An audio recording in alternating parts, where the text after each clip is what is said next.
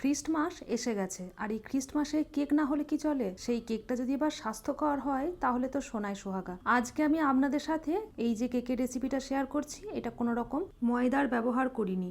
1/4 cup ঘি নিয়েছি, ঘিটাকে গলিয়ে নেব।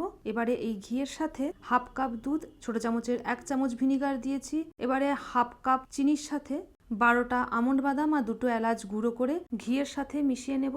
এবারে নিয়েছি 1 কাপ আটা, তার সাথে বড় টেবিল চামচের 3 চামচ গুঁড়ো দুধ, ছোট চামচের 1 চামচ বেকিং পাউডার আর 1/4 চামচ বেকিং সোডা। এটা ছেঁকে নিয়ে ঘিয়ের মধ্যে মিশিয়ে নেব। 1 কাপ গাজর গ্রেট করে রেখেছিলাম, সেই গাজরটা এর সাথে ভালো করে মিশিয়ে নেব।